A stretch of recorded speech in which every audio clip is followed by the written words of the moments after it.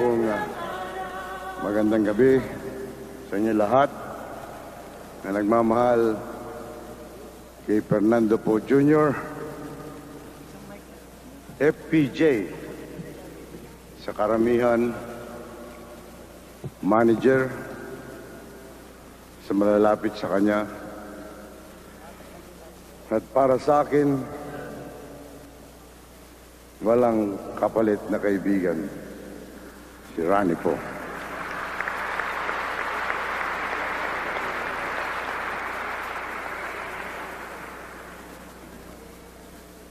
Kasama po ang aking pamilya, pinaabot ko po sa aking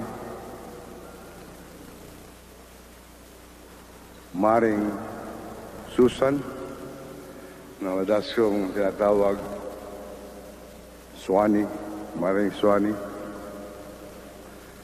Sa aking inaanak na si Grace, ang tawag ko rin Gracia. At sa lahat ng kanyang mahal sa buhay, mga naulila, ang aking time team na pakikiramay at pananalangin sa biglang pagpanaw ng isang matalik, minamahal at pambihirang kaibigan. Si Rani, hindi ko po tinatawag Paring Rani. Madalas ang tawag niya po sa akin, Erap, ang tawag ko sa kanya, Ran.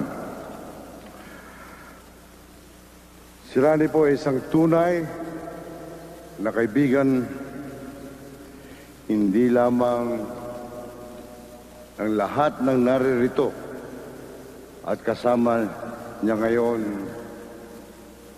kundi bagkus maging sa nakakaraming sambayanang Pilipino. Kung meron man marahil nakakakilala sa tunay na pagkatao ni FPJ,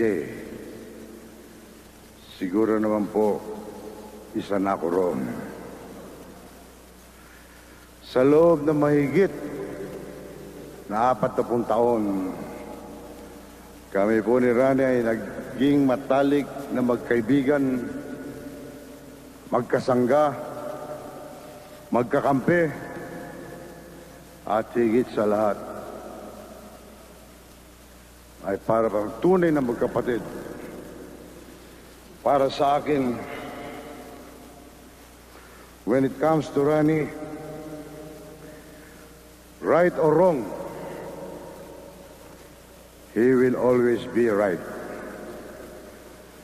Mamamatay at mabubuhay akong muli.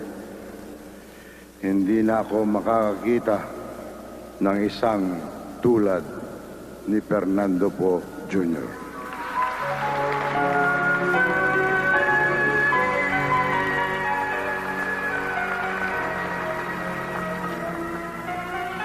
Hindi po kami nagkalayo lang kapalaran ng aking kaibigan. Nagsimula po kami sa iisa at makatulad ng mga pangarap noon ay maging sikat na artista. Nag-umpisa po kami sa mga beat players sa pelikula. Pinalad po, sumikat, naging bida, at sa tulong ng mga ordinaryong masa, naging mga producer at mga pelikula namin ay patuloy na tinatangkilik ng masang Pilipino na walang sawang pumipila at nagtataguyod sa amin sa takilya kahit na dun sa mga sining sinusurot. Yan ang nagpapatunay ng aming narating ay utang na loob lahat namin sa pagtangkilik ng masang Pilipino.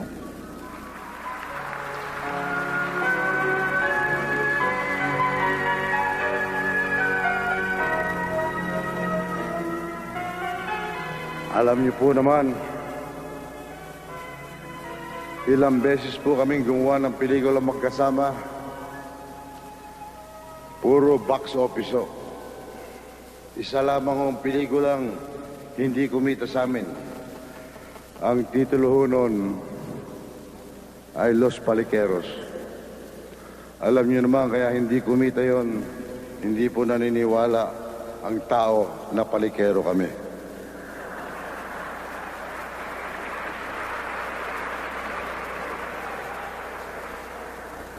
Kaya po nung unang nanalo ko sa PAMAS bilang Best Actor,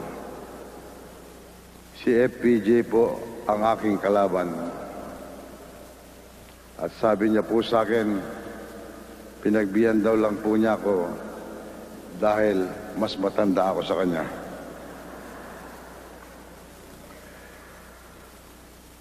Pero sa totoo lang po, nakachamba lang po ako noon dahil alam ko na mas magaling na artista sa akin si Ronnie. At patunayan diyan ay kailanman hindi ko siya tinalo sa takilya ano man ang aking gawin. Marami po sa atin dito sa industriya ay malaki utang na loob kay Fernando po. Mula beat player, stuntman, ordinaryong movie worker, at kahit na ang ilan sa mga sikat na artista ngayon ay pawang natulungan ni Ronnie.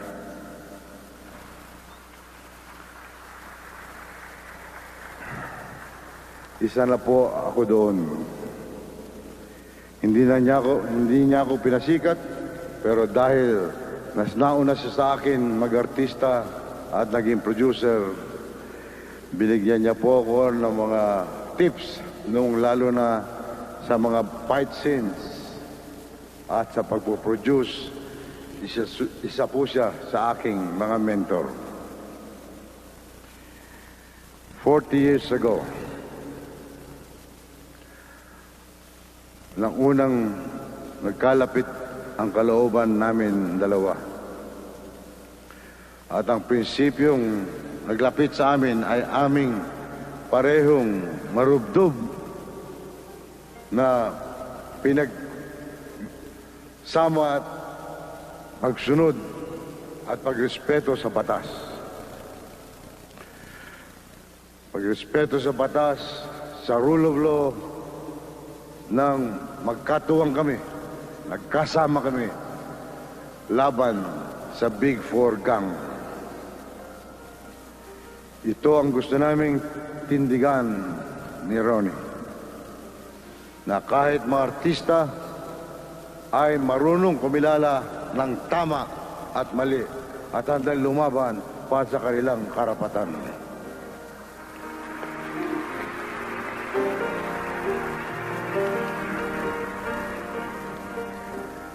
Nang ako po'y pumasok sa politika, siya ang aking pinakamasigasig na campaign manager nang una akong tumakbo bilang mayor ng San Juan. Bagamat pinagtatawan ako dahil artista lang daw ako,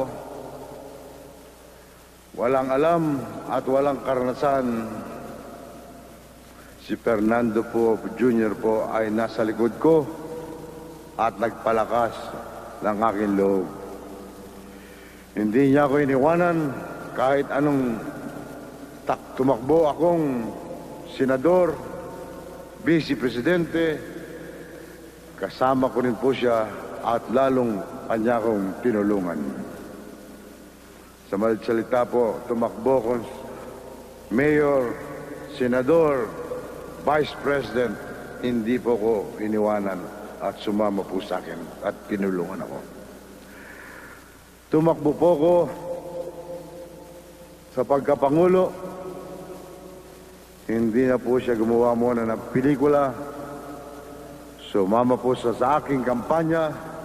Kasama ko siya sa puyat, sa init ng araw, sa pagod. Walang kapalit, walang kondisyon, walang reklamo. Nang ako po ay nahalal bilang Pangulo. Salamat sa inyo at sa poong may kapal. Hinangad kong ipadama kay Ronnie ang tapat na pasasalamat sa isang kaibigan. Bagamat alam ni Ronnie na siya ang pinakamalakas sa akin, hindi siya lumapit. Halos hindi nagpakita sa Malacanang at kahit isang toothpick o isang palito, wala siyang hininging pabor sa akin. At ang sabi lang niya sa akin, sapat na daw sa kanya na makita niyang naglilingkod ako para sa kapakanan ng mga malilit at ang mga mahihirap at kapuspalad.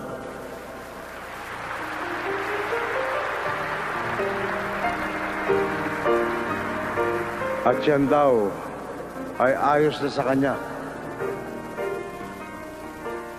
Dahil linggid sa karamihan, si Ronnie ay isang dahilan kung bakit lalong niyakap ko ang pagsusulong sa interes ng mahihirap. Kahit nung bago pa lang akong artista, wala siyang hangad kung hindi tumulong